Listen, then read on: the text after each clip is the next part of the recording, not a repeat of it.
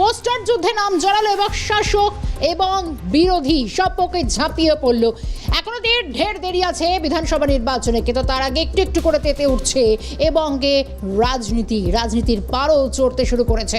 মূলত কোন ধর্মযুদ্ধের পথে অন্তত এগোচ্ছে বাংলার ভোট, কোন দিকে এগোবে তা তো অবশ্য সময় আছে, সময়ের জন্য আরও বেশ কিছুটা অপেক্ষা তো করতেই হবে। কিন্তু তার আগে হিন্দুত্ব এজেন্ডাকে সামনে রেখে পদ্ম এবং ঘাসফুল এই দুই শিবির মূলত তাদের যে যুদ্ধ ইতিমধ্যে পোস্টার যুদ্ধে জড়িয়ে পড়লো। আপনাদের দেখাবো বেশ কয়েকটা জায়গার ছবি, কারণ আপনাদের ছবি দেখাবো যেখানে পরিষ্কার বলা হচ্ছে যে পোস্টারগুলো লেখা, যেখানে এক একটা পোস্টারে রয়েছে এক এক রকম লেখা, হিন্দু হিন্দু ভাই ভাই, বাঙালির কোনো পূর্ণ মন্ত্রী নাই।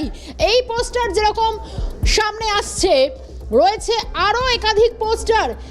কেন হিন্দুর গ্যাসে নেই ছাড়, বিজেপির পাল্টা এবার তৃণমূল। অর্থাৎ শুরুতেই বলছিলাম একদিকে হিন্দুত্ব এজেন্ডাকে সামনে রেখে শাসক বিরোধী একে অপরকে নিশানা, এবং শহর জুড়ে এই মোট একাধিক পোস্টার যেখানে হিন্দু হিন্দু ভাই ভাই, বাঙালির পূর্ণমন্ত্রী নাই, কেন হিন্দুর গ্যাসে নেই ছাড়, বিজেপির আবার পাল্টা পোস্টার যুদ্ধে নাম লেখালো তৃণমূল। শ্যামবাজার, করুণাময়ী, বিকাশ ভবনের সামনে এই পোস্টারগুলো এই মুহূর্তে 6 লাভ। রীতিমতো তৃণমূল আইটি সেল, সোশ্যাল মিডিয়ার পোস্টার, শহর জুড়ে এই পোস্টারগুলো এখন বড় বড় হরফে লিখে দেওয়া হচ্ছে বিজেপির পাল্টা তৃণমূলেরও পোস্টার। অর্থাৎ দুপক্ষই এখন আবার নতুন করে পোস্টার যুদ্ধে সামিল। তৃণমূল আইটি সেলের তরফে মালদাতেও দেখা গেল পোস্টার। অর্থাৎ শুধু শহর কলকাতা নয়, শহর কলকাতায় শ্যামবাজার, করুণাময়ী, বিকাশ ভবনের সামনে সেখানে যেরকম পদ্ম ঘাসফুল দুপক্ষরই পোস্টার দেখুন পাশাপাশি বড় বড় হরফে যাতে সাধারণের নজরে আসে সেই পোস্টার নজরে আসছে। অন্যদিকে আপনাদের একটু শুরুতে একেবারে শহর কলকাতার ছবিগুলো দেখাই। শ্যামবাজার, করুণাময়ী, বিকাশ ভবনের সামনে এই পোস্টার পড়েছে। বিজেপির পাল্টা তৃণমূল আবার পোস্টারে সরব হয়েছে, কিন্তু এই পোস্টার কারা দিল? তৃণমূল আইটি সেলের তরফ থেকে মালদাতেও পোস্টার পড়লো, কানির মোড়, নজরুল সরণি, আমরা দেখেছি বাঁকুড়া, বিভিন্ন জায়গায় পোস্টার, শহর কলকাতার বিভিন্ন জায়গার পোস্টারগুলো দেখাচ্ছি। এরপরও আবারও জেলার কথাটা বলবো। শ্যামবাজার, কেষ্টপুর, লেকটাউন, করুণাময়ী, বিকাশ ভবন, এইভাবেই শহরে ছেয়ে গেল একাধিক পোস্টার, শাসক বিরোধী দুপক্ষই। এবং গত কয়েকদিন আগে দেখা গেল বিধানসভা অধিবেশনের প্রত্যেকটা দিন আজও রীতিমতো ওয়াকআউট বিজেপির, এবং রীতিমতো গেরুয়া পদ্ম বিধায়কদের যে বিক্ষোভ তা নজরে এসছে। এবার নতুন করে আবার শহর জুড়ে ছেয়ে গেল পোস্টার বিতর্ক। আপনাদের শহর কলকাতার পাশাপাশি চলুন জেলার ছবিটাও দেখাই। অর্থাৎ রাতারাতি পোস্টার যুদ্ধ। এবার জেলা তো সেই এই ছবি মালদায় দেখায়, মালদারও বেশ কয়েকটি জায়গায়, কানির মোড়, নজরুল সরণিতেও পোস্টার। কি লেখা রয়েছে? হিন্দু হিন্দু ভাই ভাই, আধার লিঙ্ক, ফাইন খাই।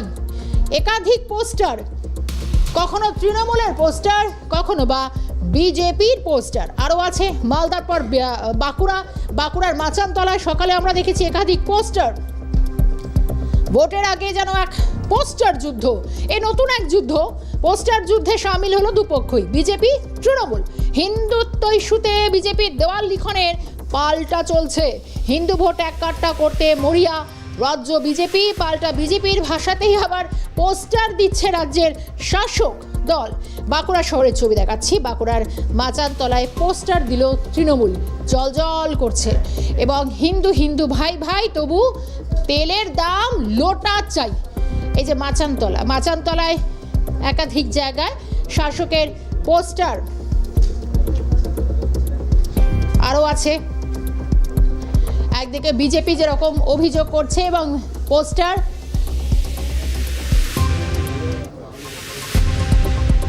ওদিকে তৃণমূলের সোশ্যাল মিডিয়া পোস্টগুলো আপনাদের দেখানোর চেষ্টা করব। একের পর এক পোস্টার যুদ্ধে পদ্মফুল ঘাসফুল দুপক্ষই তারা নাম লিখিয়েছে।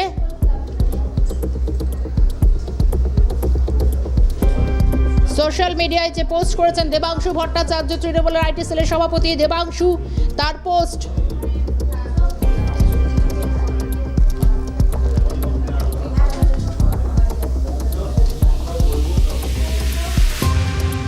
পাল্টা সাধুর বেশ ধারণ করে হিন্দুদের টোপ, এভাবেই ক্ষমতা এসেছে রাক্ষস বিজেপি। তারা বলছে হিন্দু হিন্দু ভাই ভাই।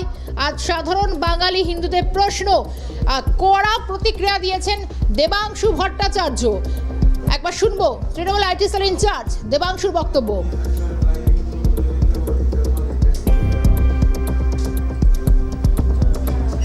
জনতা পার্টি হচ্ছে সেই রাক্ষস যারা সাধুর বেশ ধারণ করে হিন্দুদের টোপ দিয়ে আজকে এসছে। তারা বলছেন হিন্দু হিন্দু ভাই ভাই, কিন্তু আপনারা আমায় বলুন তো, যদি হিন্দু হিন্দু ভাই ভাই তাহলে গ্যাসের দামে কেন ছাড় নাই? আজকে গ্যাসের যে অতিরিক্ত দাম ভারতবর্ষের মানুষকে দিতে হচ্ছে, সেটা তো শুধু সংখ্যালঘু মুসলমান, সংখ্যালঘু খ্রিস্টান, শিখ, জৈন, পারসিক তাদেরকে দিতে হচ্ছে না, 80% সংখ্যালঘু হিন্দুকে দিতে হচ্ছে। যদি হিন্দু হিন্দু ভাই ভাই হবে, তাহলে আধার কার্ড, প্যান কার্ড কিংবা আধার কার্ড গ্যাসের কানেকশন লিঙ্ক করার নাম করে 1000 টাকা করে কেন ফাইন তোলা হয়েছিল এই সাধারণ হিন্দুদের থেকে? আজকে সাধারণ বাঙালি হিন্দুরা প্রশ্ন করছে যে বাঙালি হিন্দুরা 2019-এ বিজেপিকে 18টা লোকসভা সিট এবং 2024-এ বিজেপিকে 12টা লোকসভা সিট দিয়েছিল, যা অনেক বিজেপি শাসিত রাজ্যের তুলনায় সংখ্যায় বেশি। সেই সমস্ত রাজ্য কেন্দ্রীয় সরকারে ভারতীয় জনতা পার্টির মন্ত্রিত্বের প্রতিনিধিত্ব পেলেও বাঙালি কেন, হিন্দু কেন মন্ত্রিত্বের প্রতিনিধিত্ব পায়নি? অর্থাৎ হিন্দু হিন্দু ভাই ভাই আমি বলবো, হাতির দেখানোর দাঁত আর হাতির খাওয়ার দাঁত দুটো দুরকম। বিজ্ঞাপনের জন্য, ভোট পাওয়ার জন্য হিন্দু হিন্দু ভাই ভাই, কিন্তু প্রকৃত সেবা দেওয়ার জন্য কারা আসল ভাই? নীরব ভাই, মেহুল ভাই, ললিত ভাই। একদিকে যখন তৃণমূল আইটি সেলের ইনচার্জ দেবাংশুর কথা বলছেন, তখন কড়া প্রতিক্রিয়া জানিয়েছেন, মানে দেবাংশুকে পাল্টা দিয়েছেন বিজেপি নেতা দিলীপ ঘোষ। এবং দিলীপ বাবু পরিষ্কার বলছেন যে এটা এক রকমের নাটক চলছে। শুধু তাই নয়, তারা থাকার সময় কতজন বাংলা থেকে পূর্ণমন্ত্রী পাওয়া গিয়েছে, বাঙালির কোনো পূর্ণমন্ত্রী নেই, নানা রকম নাটক করছেন। বাঙালিকে কেউ এখন বিশ্বাস করে? রীতিমতো তোপ দাগলেন দিলীপ ঘোষ। কোনো মন্ত্রী নাই, তারা যখন ছিল কটা মন্ত্রী ছিল, নাটক করেছেন, রিজাইন করা, চলে আসা, রাত্রারাত্রি মন্ত্রী পাল্টে দেওয়া। বাঙালির যা ইমেজ খারাপ করেছেন, বাঙালির উপরে কেউ বিশ্বাস করছে এখন? হ্যাঁ, হবে পূর্ণমন্ত্রী যথাসময়ে, চিন্তা করার দরকার নেই, সেটা আমাদের ব্যাপার। দিলীপ ঘোষ যখন কথা বলছেন, তখন রীতিমতো আক্রমণে পথে হেঁটেছেন বিজেপি সাংসদ শ্রমিক ভট্টাচার্য। তিনি কি বলছেন যে বাংলায় সরস্বতী পুজোয় হামলা হচ্ছে, বাংলায় কালী পুজোতেও হামলা হচ্ছে, জেলায় জেলায় স্কুলের বাইরে পুজো না করার জন্য পোস্টার পড়ছে, হিন্দুদের কেটে ভাসিয়ে দেওয়ার কথা বলা হচ্ছে। তাতে হিন্দুরা বুঝতে পারছে বাঁচতে গেলে ঐক্যবদ্ধ হতে হবে। তাই বলছে হিন্দু হিন্দু ভাই ভাই। এই পরিস্থিতি তৃণমূল তৈরি করেছে, মন্তব্য বিজেপি সাংসদ শ্রমিক ভট্টাচার্য। এটা আমরা করছি না, এটা স্বতঃস্ফূর্তভাবে মানুষ করছে। পশ্চিমবঙ্গে সরস্বতী পুজোর ওপরে হামলা হচ্ছে, কালী পুজোয় প্যান্ডেল ভাঙচুর করা হচ্ছে, বিভিন্ন সীমান্তবর্তী জেলায় স্কুলের বাইরে পোস্টার লাগিয়ে দেওয়া হচ্ছে সরস্বতী পুজোর দিন যে মূর্তি পূজা বন্ধ করে। ওবিসি রিজার্ভেশনকে সম্পূর্ণ সংখ্যালঘুদের কাছে তুলে দেওয়া হচ্ছে।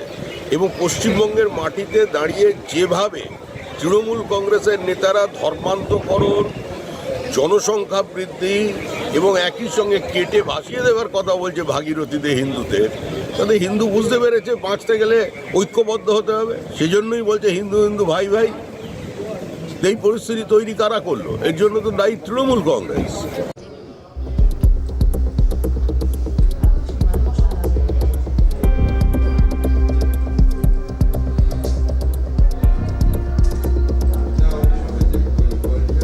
এদিকে তৃণমূল সরকারকে তীব্র আক্রমণ শানিয়ে রাজ্যের বিরোধী দলনেতা বলছেন কেজরিওয়াল যেখানে মমতা বন্দ্যোপাধ্যায় সেখানে কেন?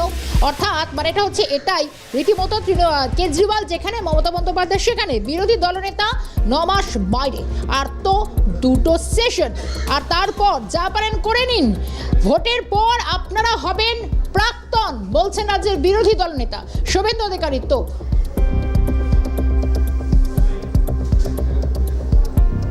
যা খুশি করতে পারেন, বিরোধী দলের থেকে 9 মাস বাইরে রেখেছেন। আর তো 2টো সেশন আছে, একটা মনসুন সেশন আর একটা উইন্টার সেশন। তারপরে তো 2 দিনের ভোট অন অ্যাকাউন্ট, তারপরে তো নির্বাচন, তারপরে আপনারা প্রাক্তন। কেজরিওয়াল যেখানে, মমতা যাবে সেখানে। আর তো 2টো সেশন, যা পারেন করে নেন না। 9 মাস তো বাইরে রেখেই দিলেন লিডার অফ অপোজিশন।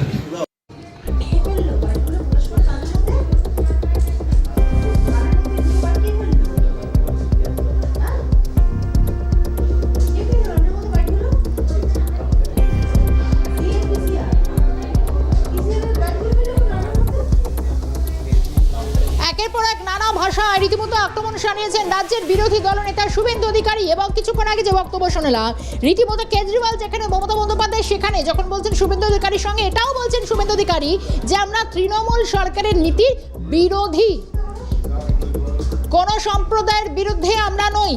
শুধু তা না, এই সম্প্রদায়কে খেপাচ্ছে তৃণমূল। সংখ্যালঘুদের বার্তা বিরোধী দলনেতার শুভেন্দু অধিকারী। তিনি রীতিমতো বলছেন যে তৃণমূল সরকারকে একদিকে আক্রমণ শানিয়েছেন, পাল্টা কিছুক্ষণ আগে তিনি এটাও জানিয়েছেন যে আর মাত্র 2টো সেশন রয়েছে, তারপর যা পারেন করে নিন, ভোটের পর আপনারা হবেন প্রাক্তন। অর্থাৎ 26-এর নির্বাচনে রীতিমতো তৃণমূল সরকারকে পরাজিত করার যে এজেন্ডা নিয়ে অন্তত বিরোধীরা ঝাঁপিয়ে পড়েছে।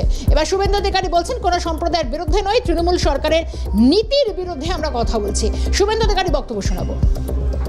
বিরুদ্ধে আপনারা খেপাচ্ছেন, আমরা তাদের বিরোধী নই, আমরা তৃণমূল কংগ্রেসের এই নীতির বিরোধী।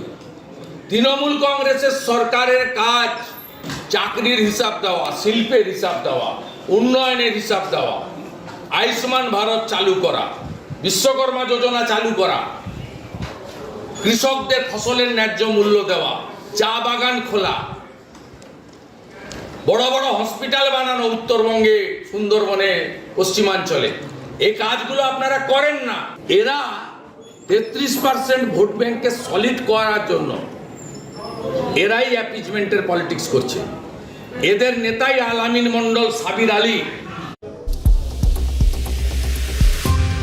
শুভেন্দু অধিকারী বক্তব্য আমরা শোনালাম। এই মুহূর্তে টেলিফোন লাইনে রয়েছেন তৃণমূলের রাজ্য সহ সভাপতি জয়প্রকাশ মজুমদার। জয়প্রকাশ দার স্বাগত জানাই ক্যালকাটা নিউজে। শুভেন্দু অধিকারী বলছেন যে আর তো মাত্র 2টো সেশন, তারপরে আপনারা প্রাক্তন হবেন। শুধু তাই না, কেজরিওয়াল যেখানে, মমতা বন্দ্যোপাধ্যায় সেখানে, এবং আজ সকাল থেকেও দেখা গেল শহর কলকাতার বিভিন্ন জায়গা থেকে শুরু করে পোস্টার যুদ্ধ জেলায় জেলায়। কি বলবেন? কোনটা নিয়ে বলবো, শুভেন্দুর বক্তব্য না পোস্টার যুদ্ধ, বিজেপির আভ্যন্তরীণ যে যুদ্ধ চলছে সেই যুদ্ধ? বলুন জয়প্রকাশ দা। আপনার প্রশ্নটা আমি বুঝতে পারিনি। শুভেন্দুর বক্তব্যের উপর আপনি আমার রিয়াকশন চাইছেন না বিজেপির? চলুন প্রথম রিয়াকশন আপনি বলুন। শুভেন্দু অধিকারী বলছেন যে আর তো 2টো সেশন, তারপর আপনারা রীতিমতো প্রাক্তন হবেন। আমরা শুধু তাই না, বিশেষ সম্প্রদায়কে বার্তা দিতে চাইছি আমরা তৃণমূল সরকারের বিশেষ নীতির বিরোধী। এইসব গল্প আর কতদিন দেবেন? আগলাবার 200 পার তো 2021-এ বলে 77-এ আটকে ছিলেন, যেটা নেমে গেছে এখন 65-তে। একটা উপনির্বাচন জিততে পারেননি, সবকটাতে হারের পর হার। আর দিলীপ ঘোষ বলেছিলেন হাঁটতে হাঁটতে হারাধন হয়ে গেছে। তারপরেও এত কথা বেরোয় কিভাবে? একটু নিজের দলের দিকে লক্ষ্য রাখুন না। সমস্ত বিধায়ক তাকে ছেড়ে পালাচ্ছেন উল্টো দিকে, তাদের আটকাবার ক্ষমতা নেই, আর জনসাধারণকে জ্ঞান দিচ্ছেন।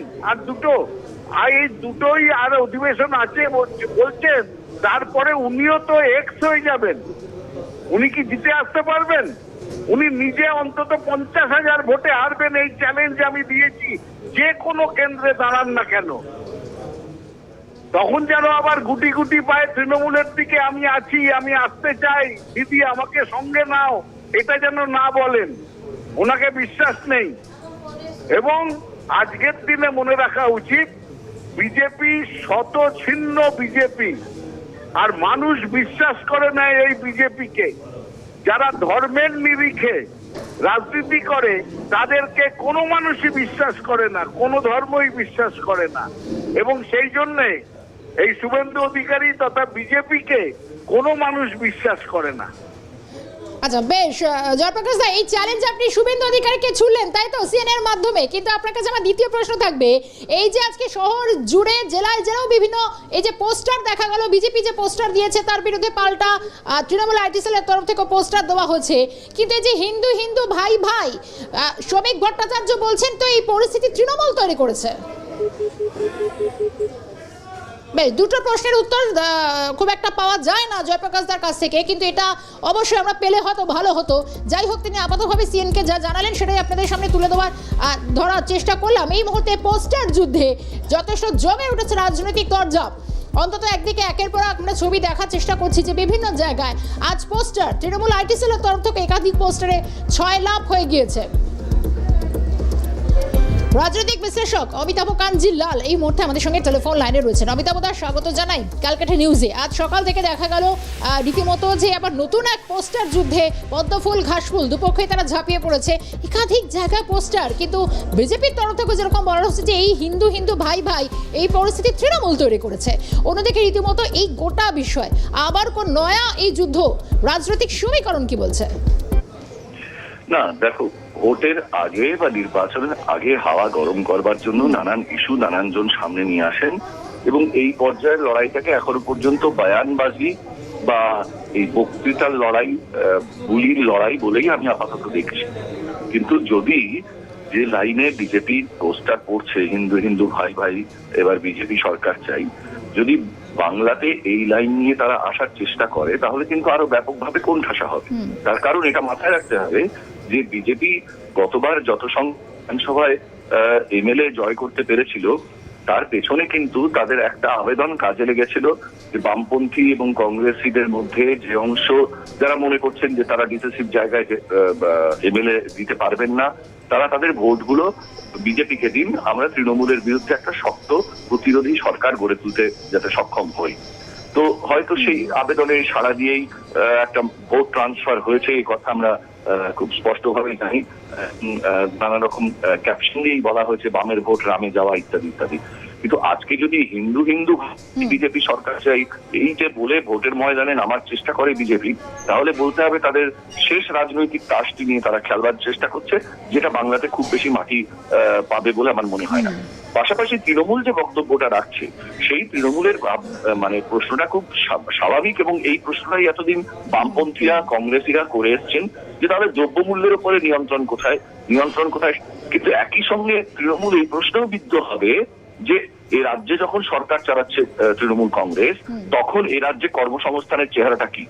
মানুষের হাতে কাজ থাকলে, উপার্জন থাকলে দ্রব্যমূল্য বৃদ্ধির সঙ্গে খানিকটা লড়াই করবার সক্ষমতা তার তৈরি হয়, যেটা অত্যন্ত উচ্চ দ্রব্যের মূল্যের জিনিস সেগুলো সে না কিনেও মোটামুটি জীবন চালিয়ে দিতে পারে। কিন্তু যেখানে কর্মসংস্থানই নেই, মানুষের আয়ের গ্যারান্টি নেই, মানুষের উপার্জন নেই, শুধুমাত্র কিছু ভাতা পাইয়ে দেওয়া ভাতার মাধ্যমে একটা বুদবুদ অর্থনীতিকে গড়ে তোলার চেষ্টা রাজ্যে, সেই মুহূর্তে তাদের মুখে সব অর্থনীতির বেসিক প্রশ্ন একেবারে ভূতের মুখে রাম নামের মতো শোনায়। ফলে একদল রাম নাম নিয়ে নেমেছেন, একদল ভূত রাম করছেন।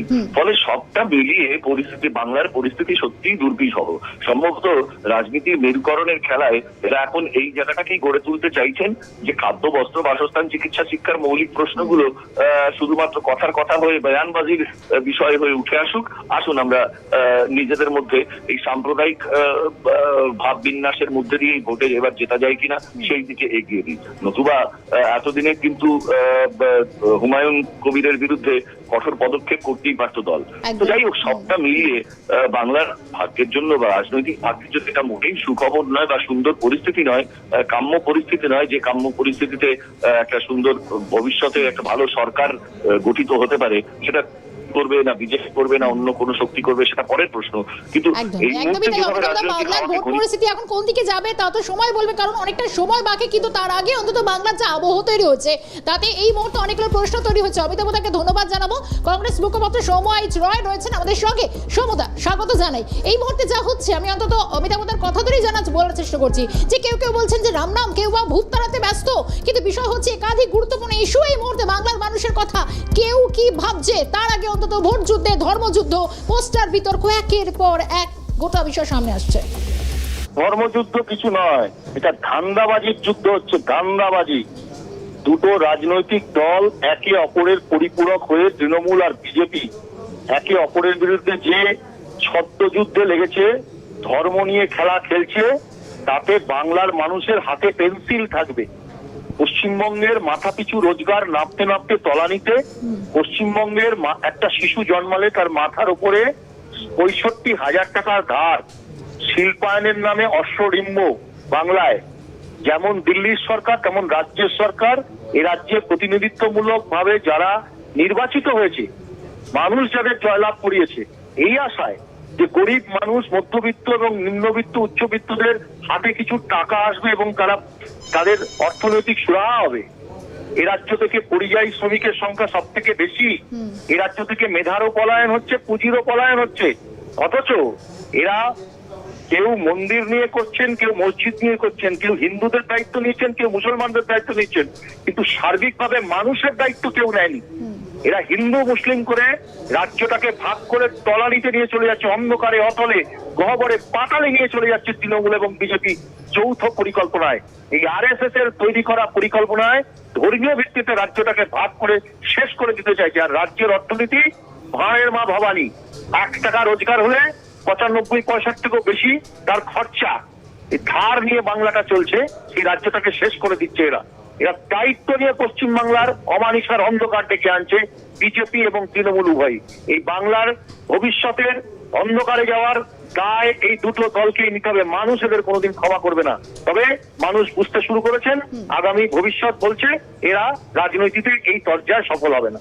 বেশ সৌম্যদা, অনেক ধন্যবাদ জানাই সময় দেওয়ার জন্য। সৌম্য রায় কংগ্রেস মুখপাত্র ছিলেন আমাদের সঙ্গে। অর্থাৎ প্রশ্ন সে ঘুরে ফিরে একটাই, হিন্দুদের ঝান্ডা নিয়ে এগোনো যে সমস্ত রাজনৈতিক দল, শুধু তাই না, ভোট ময়দানে যুদ্ধ কোন দিকে যাবে তা তো সময় বলবে। মানুষের কথা ভাবছে কে, তাও হয়তো মানুষই বুঝতে পারছে।